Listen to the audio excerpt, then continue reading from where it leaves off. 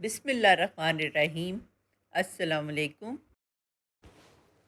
سجدہ سہو کی تعریف۔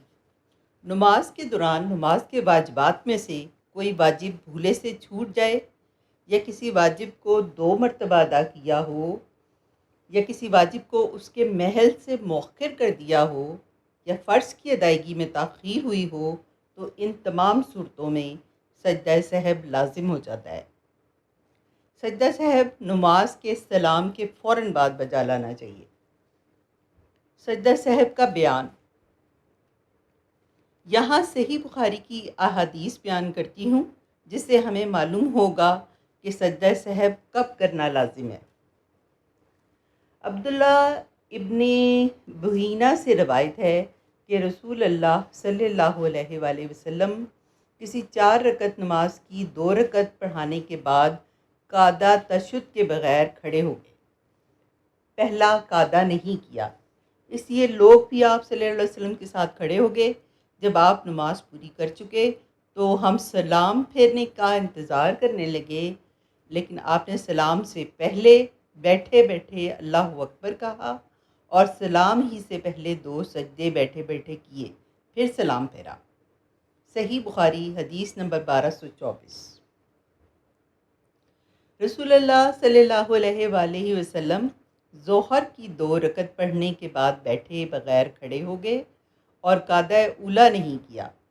جب نماز پوری کر چکے تو 2 سجدے کیے، پھر ان کے بعد سلام پھیرا۔ صحیح بخاری 1225۔ رسول اللہ صلی اللہ علیہ وآلہ وسلم نے ظہر میں 5 رکعت پڑھ لیں، اس لیے آپ سے پوچھا گیا کہ کیا نماز کی رکعتیں زیادہ ہو گئی ہیں؟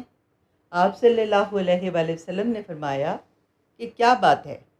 کہنے والے نے کہا کہ آپ صلی اللہ علیہ وآلہ وسلم نے 5 رکعتیں پڑھی ہیں۔ اس پر آپ صلی اللہ علیہ وآلہ وسلم نے سلام کے بعد 2 سجدے کیے۔ صحیح بخاری حدیث نمبر 1226۔ 2 رکعتیں یا 3 رکعتیں پڑھ کر سلام پھیر دیں تو نماز کے سجدوں کی طرح یا اس سے لمبے سہو کے 2 سجدے کرتے ہیں۔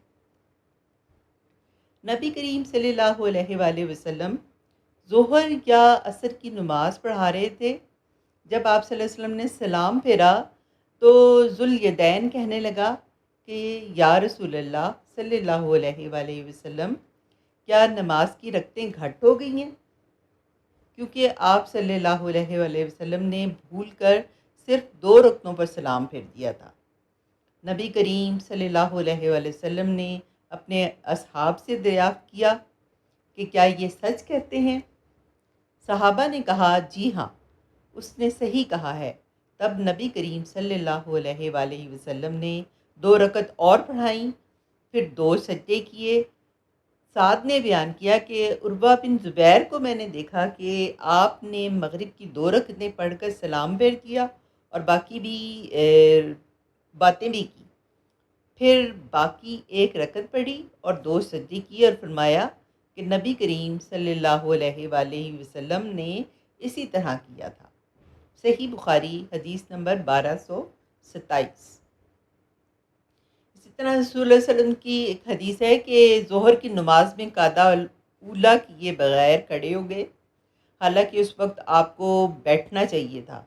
جب آپ نے نماز پوری کی تو آپ نے بیٹھے بیٹھے ہی سلام سے پہلے 2 سجدے سہو کے کیے اور ہر سجدے میں اللہ اکبر کہا۔ مقتدیوں نے بھی آپ کے ساتھ یہ 2 سجدے کیے۔ آپ بیٹھنا بھول گئے تھے، اس لیے سجدے اسی کے بدلے میں کیے گئے تھے۔ صحیح بخاری حدیث نمبر 1230۔ سجدہ سہو نفل اور فرض دونوں نمازوں میں کرنا چاہیے۔ رسول اللہ صلی اللہ علیہ وآلہ وسلم نے فرمایا کہ تم میں سے جب کوئی نماز پڑھنے کے لیے کھڑا ہوتا ہے تو شیطان آ کر اس کی نماز میں شبہ پیدا کر دیتا ہے، پھر اسی وجہ سے تمہیں یہ یاد نہیں رہتا کہ کتنی رکعتیں پڑھی ہیں۔ تم میں سے جب کسی کو ایسا اتفاق ہو تو بیٹھے بیٹھے 2 سجدے کر لے۔ صحیح Bukhari. Please like, subscribe and share my channel. جزاک اللہ۔